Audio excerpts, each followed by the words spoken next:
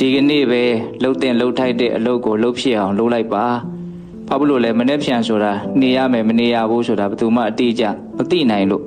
ဘာလို့မသိနိုင်တာတုံးဆိုတော့များစွာသောစစ်တီရှိတဲ့တေမင်းနဲ့တတ္တဝါတွေကပဲချင်းတွေ့ကြမယ်လို့ချိန်ချက်ထားတာမရှိလို့တဲ့ဒါများစွာသောစစ်တီရှိသောတေမင်းဆိုတာဒီခန္ဓာကိုယ်ကြီးကိုပြောတာများစွာသောစစ်တီရှိတယ်ဆိုတာကအမျိုးမျိုးသောအကြောင်းတရားတွေကြောင့်ခန္ဓာကိုယ်ကြီးဟာပျက်စီးသွားနိုင်တယ်ဆိုတာကိုရည်ညွှန်းတာ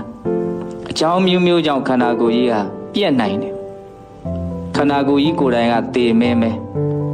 အကြောင်းမျိုးမျိုးကြောင့်ပြက်နိုင်တယ်မျိုးမျိုးသောအကြောင်းတရားတွေကြောင့်ပျက်စီးသွားနိုင်တဲ့ဒီခန္ဓာကိုယ်ကြီးနဲ့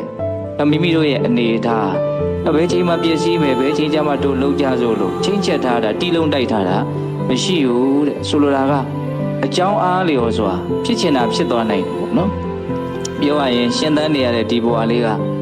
မသေးကြမှုမရေရာမှုတွေနဲ့သွားနေတာဘုရုတင်တဘာဝဉာဏ်ပညာနှုတ်နေလို့သာကိုယ့်ဘဝကိုအခိုင်အမာသဘောထားပြီးတော့အနာဂတ်အတွက်အမျိုးမျိုးစဉ်းစားကြံစပြီးတော့နော်နေကြထိုင်ကြပြောကြဆိုကြလုပ်ကြကိုင်ကြတာတကယ်ကဘုံတို့ဘဝရဲ့အခြေအနေမှန်ကဘလို့သဘောနဲ့သွားနေတာတော့မသေးကြမှုနဲ့သွားတယ်နော်အချိန်မရွေးဘာမဆိုဖြစ်သွားနိုင်တဲ့အနေအထားပေါ့အဲ့ဒါကအမှန်တရားကြီးပဲဒီခန္ဓာကိုယ်ထဲမှာဘုံတို့ပြည့်စည်ဖို့အတွက်ဘလို့ຢာတွေဖောက်ပြန်နေတယ်ဘာတွေဖြစ်နေတယ်လို့ဘုံတို့မသိနိုင်ဘူး